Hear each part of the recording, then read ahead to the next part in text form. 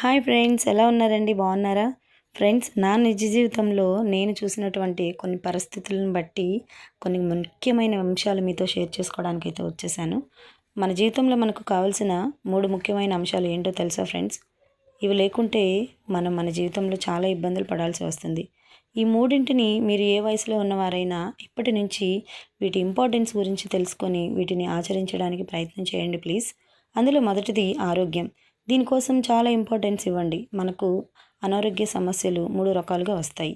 ముందుగాల మీ కుటుంబం గురించి, అంటే మీ జీన్స్ని బట్టి వస్తాయి. రెండవది మీరు ఏం తింటున్నారు, ఏం తాగుతున్నారు. మూడవది మీరు ఎలాంటి పని చేస్తున్నారు మీ ఫ్యామిలీలో, అంటే అటు అమ్మ వైపు కావచ్చు, ఇటు నాన్న వైపు కావచ్చు, వాళ్ళకి ఎలాంటి అనారోగ్య సమస్యలు వస్తున్నాయో తెలుసుకోండి ఫస్ట్. దానిని బట్టి మీలో ఉన్నటువంటి ఆహారపు అలవాట్లను మార్చుకోండి. మీరు త్రాగుతున్న, తింటున్న వాటిలో ఎలాంటి అనారోగ్య సమస్యలు వస్తున్నాయో ఐడియా ఉండాలి.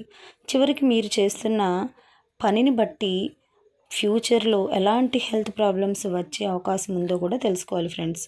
ఇక రెండవ ముఖ్యమైనది డబ్బు. దీని గురించి అందరూ చెప్తుంటారు, కానీ ప్రాక్టికల్గా ఎలా డబ్బు సంపాదించాలో, రిచ్ కాగలమో చెప్పడం లేదు.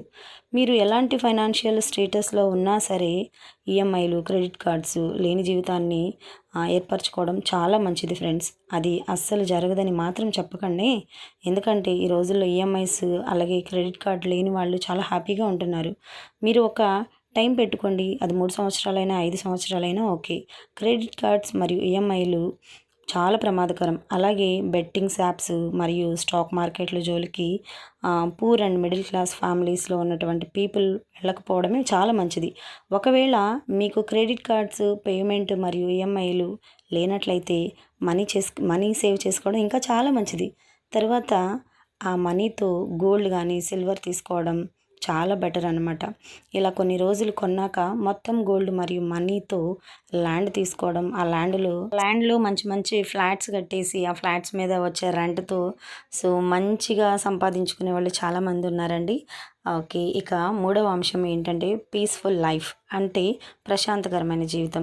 దీనికోసం మొదటగా దేవునిపై నమ్మకం పెంచుకోండి. ప్రతిరోజు దేవునిని స్తుతించాలి. వారానికి ఒకసారైనా మీకు నచ్చిన టెంపుల్కి వెళ్ళండి. అలాగే నెలకు ఒకసారైనా మీకు దూరంలో ఉన్న టెంపుల్కి వెళ్ళండి. చుట్టుపక్కల వారితో, బంధువులతోనూ, స్నేహితులతోనూ మంచి రిలేషన్షిప్ ఉంచుకోండి.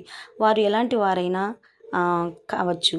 మీకు వారు నచ్చకపోయినా, వారికి మీ మీద మంచి అభిప్రాయం లేకపోయినా ఎవరితోనూ గొడవలు పెట్టుకోవద్దు.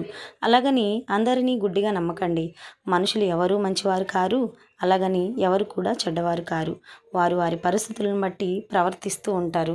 ఇది నా నిజ జీవితంలో, మా అమ్మ వాళ్ళ జీవితంలో చూసి నేను ప్రాక్టికల్గా మీ ముందుకైతే వచ్చాను ఫ్రెండ్స్. ఎందుకంటే ఇలాంటి మెయింటైన్ ఏది లేనప్పుడు మా అమ్మ వాళ్ళ లైఫ్ ఒకలాగుంది. బట్ ఏ రోజైతే నేను చెప్పినటువంటి సిచ్యువేషన్ని వాళ్ళు ఏ రోజైతే ఫాలో అయ్యారో, ఇంకా అప్పటి నుంచి కూడా వాళ్ళ లైఫ్ అనేది చాలా బాగుందన్నమాట. ఒకసారి అయితే మీరు ట్రై చేయండి. నిజంగా ఇది మంచిదా కాదా అనేది కూడా నాకు కామెంట్ ద్వారా చెప్పండి. నచ్చినట్లయితే లైక్ చేయండి ప్లీజ్.